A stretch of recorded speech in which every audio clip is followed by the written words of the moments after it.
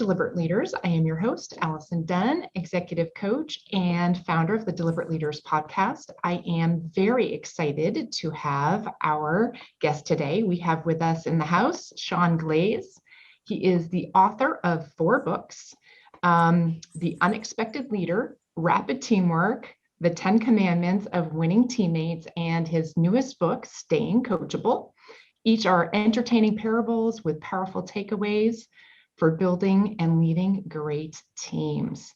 We are going to be diving into the topic of going from complacent to committed, how to thrive in change and staying coachable. Sean, thank you so much for joining us here today. Allison, I am so thrilled to be here and to share with your audience, and really excited to hopefully share some valuable takeaways from the book, Staying Coachable. Thanks so much for having me. My absolute pleasure. I love to kick these off with a deliberate conversation. And so my question for you is, what would be your number one leadership tip for our listeners?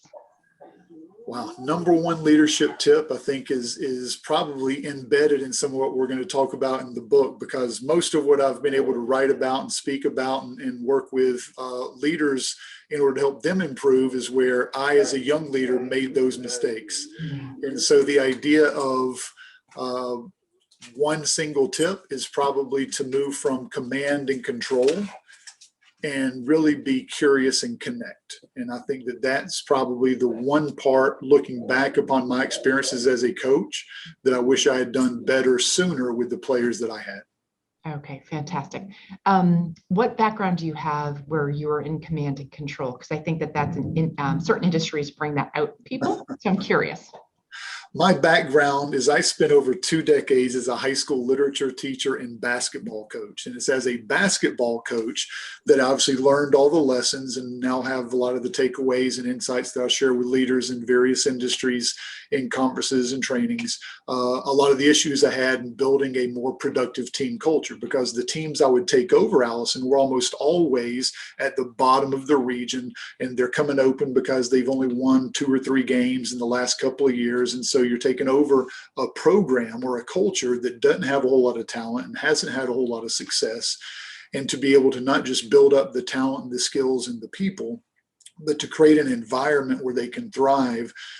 Those are the things that I really enjoy sharing with leaders today. But it certainly is a basketball coach that a lot of the takeaways and the lessons, the stories I share are focused on. Okay, fantastic. Thanks for giving us that backstory. Staying Coachable is your newest book, correct? It is. Yeah, I mean, obviously it's a topic very near and dear to my heart. And I am eager to kind of share some of maybe the key takeaways or tips that you would give from that. So let's talk about, what issues do you feel we're dealing with in the work environment right now that would completely disappear if we could build teams and cultures that are inspired and build those coachable elements? Yeah, if people were coachable, how much easier would leadership and being a teammate become? Well, you being an executive coach and working with team leaders, the same thing that I've probably shared a number of times, and that is, I get tickled because Bill Gates actually has a really famous TED Talk where he talks about the fact that everyone needs a coach. He actually has a coach for his bridge game, and everybody needs a coach. And you certainly, I'm sure, serve a number of leaders as a coach, and I've worked with team leaders as a coach. And I think it's great for executives and individuals to have a coach, but I think even more important than having a coach is to be coachable. And I think that you would see that a lot of the annoyance and a lot of the complaining and a lot of the difficulties that come along with change initiatives, which are going to be consistent regardless of circumstance, that a lot of that would probably disappear if the individuals on your team and the person that's looking back at you in the mirror was a little bit more coachable. Can we talk through how to create a coachable culture inside of businesses? And let's just assume that I believe everyone is coachable. So that let's just, like, as a baseline, if some, in general, I believe everyone is coaches. So how do you create a coachable culture? If Well, it doesn't exist? let's back up, because I do believe that what you say, that everyone is coachable, means that everyone has the ability to at some point accept coaching and benefit from the actions and the behaviors that coaching might, provide advice for. And I would agree with you there. Here's the issue. When I use the term coachable, I think that coachable includes two elements. And when I speak to conference groups and work with leaders, I say being coachable involves two things. The first is you want to be better. And so if I'm in a conference and I ask, who here wants to be better? Every hand in the audience goes up. And then you ask the second part of that, who here is willing to change? Because being coachable is about not just wanting to be better, but also being willing to change. It's the willing to change part that sometimes is the challenge, because when you ask that question, who's willing to change, you sometimes get fewer hands in the audience that go up.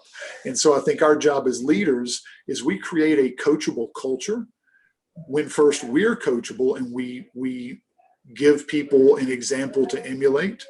And so I think that to create a coachable culture, that starts with being somebody that gives the example of being coachable, which means you're willing to change, which means that you are hungry, that you are honest, that you are humble, and that you demonstrate habits that give you a chance to be better because you change.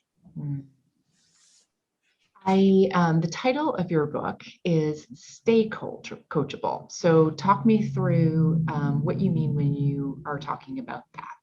Oh, that is fantastic. Well, again, we talked about what coachable is. You want to be better, you're willing to change. And I think that you've reached the level of your success, whether it's you that I'm talking to now, Allison, or somebody that's listening to our conversation. You've reached the level of success you've reached because you've been coachable, because you've been willing to identify a mountain you wanted to summit, because you've identified where you were and you wanted to fill that gap, because you've been humble enough to seek the assistance and take the advice and apply it from others, and because you maintained habits that have allowed you to reach that level of success. Here's the issue. At some point, I think it's human nature for us to become complacent. And rather than seeking that next mountain to climb, we sometimes get comfortable and we become campers instead of climbers. And I think that one of the best things we can do, not just for ourselves, but for our teams, is to stay hungry and to stay honest and to stay humble and to continue to adopt habits that are going to let us climb new mountains. I love the analogy of we become campers versus climbers. That's super clever in the mountain analogy. Going kind of back to your concept of, everyone's, usually would raise their hand and say that they are interested in growing. Mm-hmm. And then also the follow-up question of whether they're willing to change. What are some of the techniques and things that you would help people work through in helping them identify what changes to make and how to make them, and the change challenge, the resistance part of it? Well, this is probably an area that I failed miserably at as a young coach, because as a young coach, as I mentioned, I was the command and control, the disciplinarian guy, and I pushed and we would practice and there was still the gap and we kept getting better, and we're going to celebrate it into the season when we get to the banquet. And so I was probably early on a very, very difficult guy to play for, because I was so driven and I was so much of a guy. Here's what we're going to do. This is how we're going to do it. You need to make sure that you're on the boat and rowing the same direction. And I didn't do the job of being curious and creating connections that allowed me to ask questions and let other people come to make those decisions, to buy in internally first. And so I got a great deal of resistance sometimes from players who would maybe have the same goal, but they wanted to do things their way instead of our way. And I think that sometimes that's the resistance you get as a command and control leader or teammate, is if it's got to be the way that I'm saying it's going to be, then that neglects the opportunity for me to stay curious and for me to connect with you and make sure that through empathy and understanding and curiosity and questioning, that you're able to enroll yourself in that change initiative. And I think that that's one of the things that great coaches do is you're not there to tell somebody, you're there to use questions to draw out and let them come to the answers and the ideas sometimes. And so I think the shift from me being the command and control guy to me being a little bit more curious and focusing a little bit more on connection and beginning to ask questions that allowed people to want to enroll themselves in change and to begin to see the need to change themselves and the need to seek and accept and apply advice from wiser, more experienced people. It is where not just I improved as a coach, but where I think individuals and leaders across every industry have the opportunity to improve as well. Is there any industry that needs to have a command and control culture? Well, I think that ultimately, regardless of industry, at some point a decision needs to be made. And I think that, sometimes when you talk about organizations wanting to move from hierarchical into a flatter organizational structure, I think it's important to enroll and to elicit the responses and ideas and suggestions and perspectives of a lot of the people who are stakeholders in that decision are going to be contributing to the activities that follow the decision. I think that somehow, though, that is sometimes confused leaders into wanting to get consensus instead of sometimes making a difficult decision. And so they end up playing the popularity game instead of playing the progress game. And I think that people want to be heard. They want their perspective and ideas to be considered. But ultimately, if you go in a different direction than what I suggested, as long as I feel heard, as long as I feel valued, then I'm going to buy in because that's going to maybe be what's best for the team. And I think that sometimes there are probably industries that have suffered because leaders have tried to be a little bit more aware of others, but that's sometimes translated into not making difficult decisions after that information has been collected. Yeah, I think that's insightful.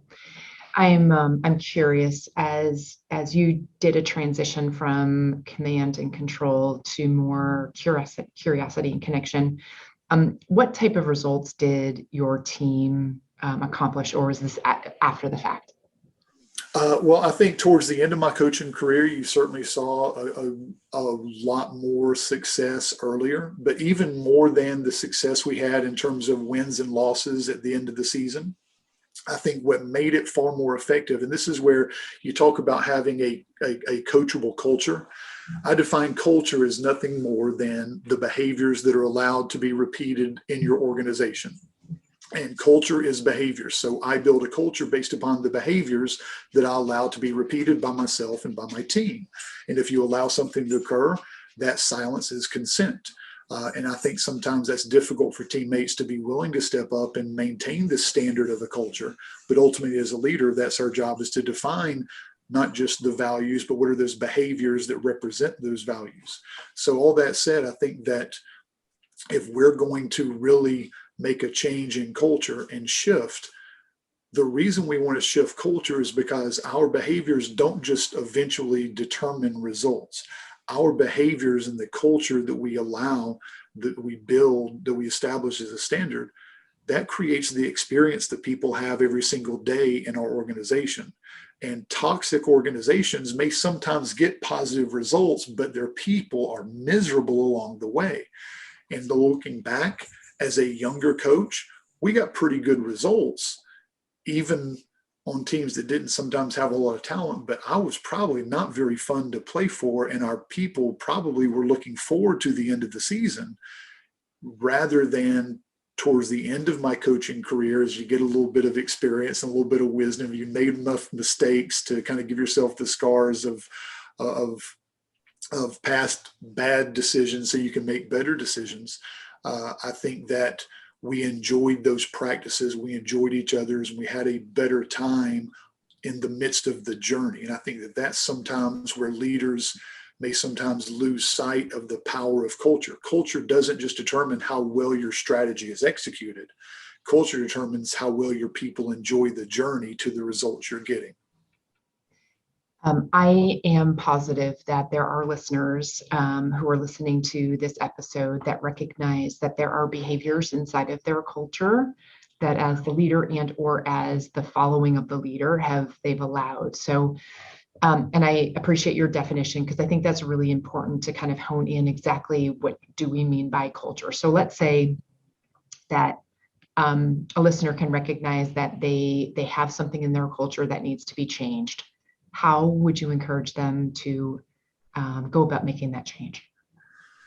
Well, I think that first it's important to acknowledge in working with teams and in having led teams and now talking with leaders of teams, it really is difficult to lead up.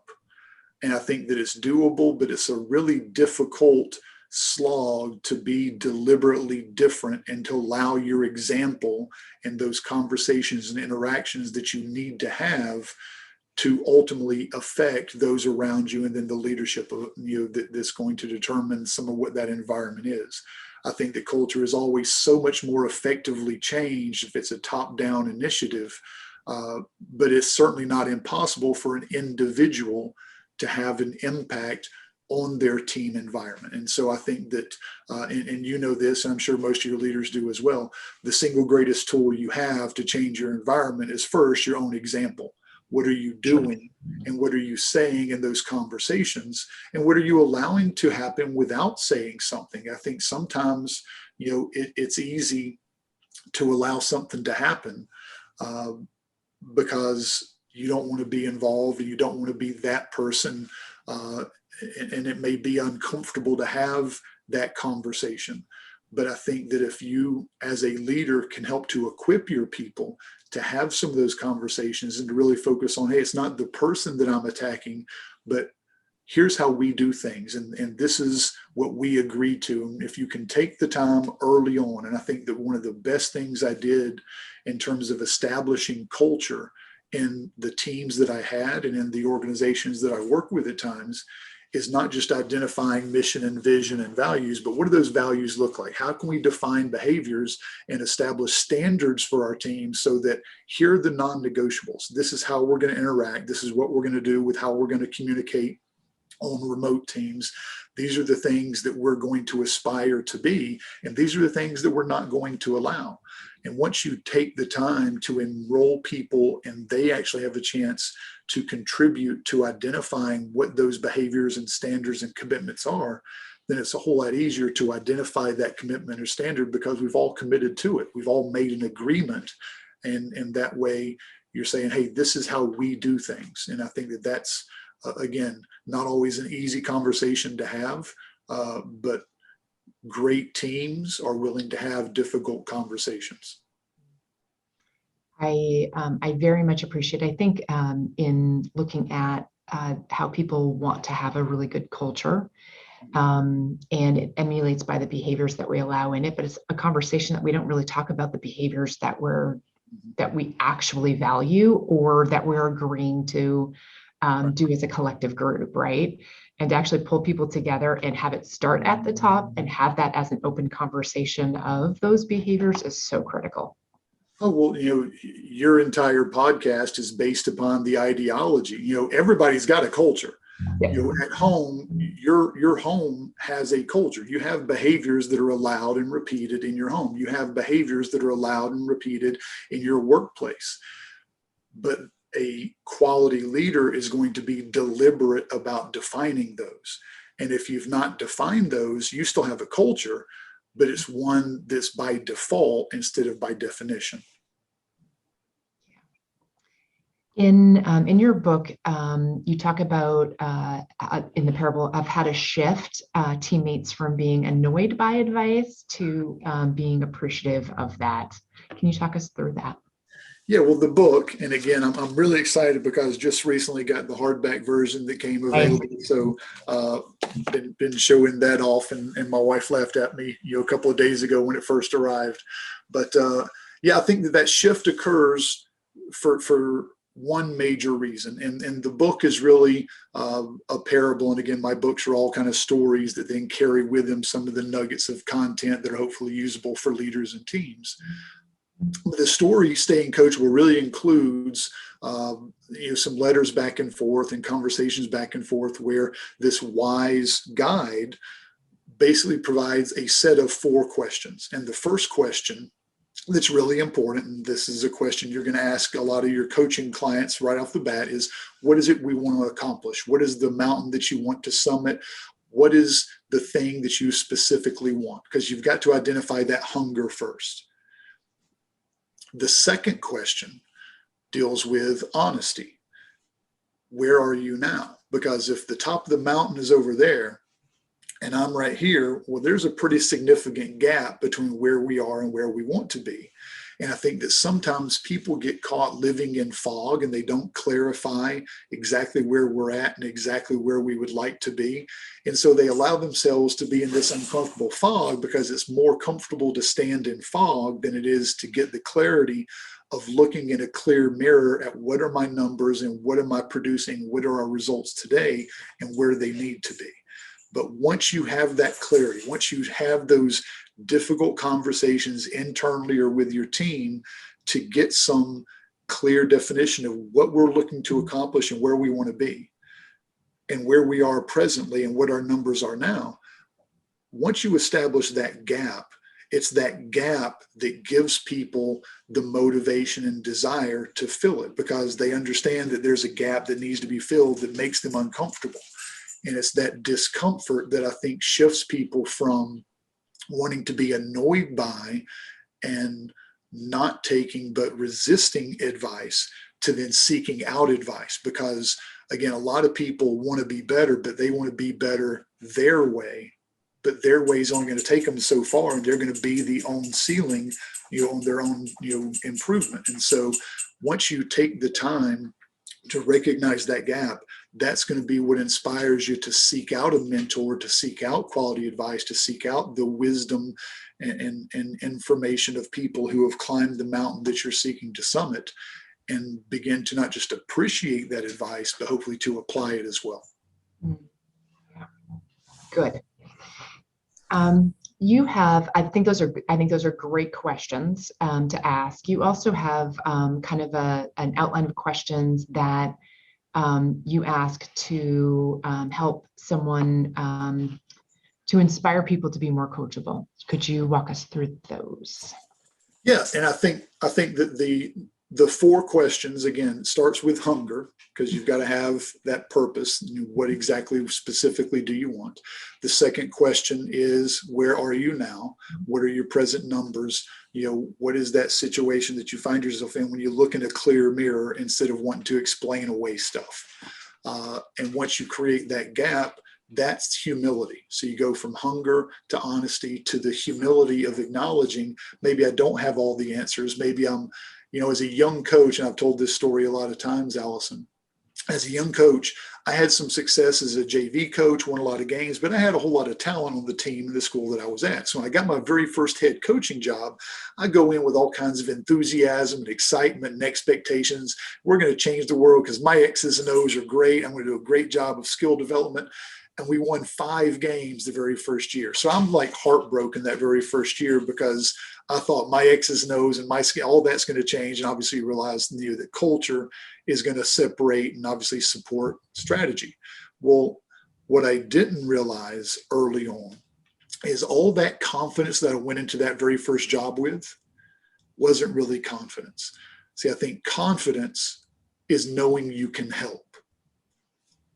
I think arrogance is thinking you don't need help. And early on, what I felt like was confidence was probably more honestly my own arrogance, because I wasn't willing to listen or look elsewhere because I had all the answers, right? And so I think that third question that leads to humility is really important. It's what is the weakness? What are the weaknesses that I need to admit and acknowledge?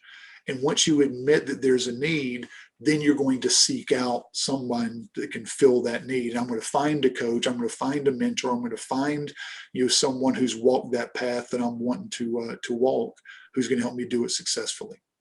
Yeah.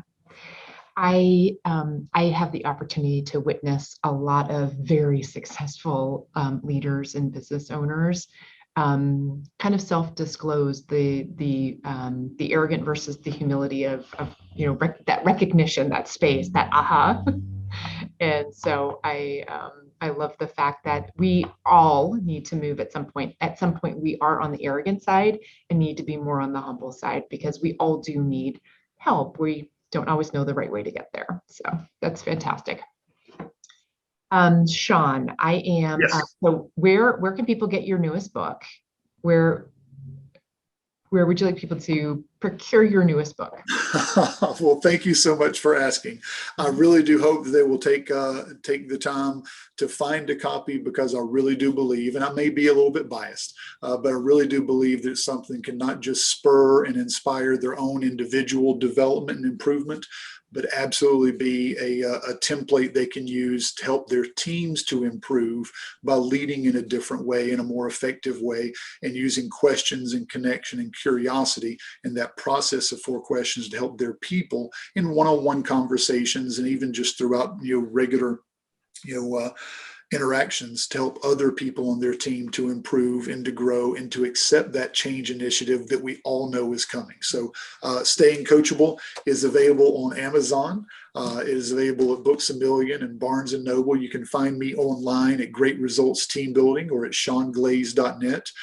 And Allison, if they'll go to toolboxstuff.com. I've actually got it, toolboxstuff.com, so many different handouts and resources for leaders to be able to get access to and use with their teams. I would love for them to take advantage of getting access to those resources. And if I could ever be of any assistance, know that I would be thrilled to be able to share whatever insights I can offer. Okay, fantastic. I will make sure that our show notes have those few links that you've just shared. Sean, it has been a pleasure speaking with you today. Thank you so much for joining us here. Really enjoyed the conversation. Thank you so much, Allison. You have a great rest of the day. Thank you.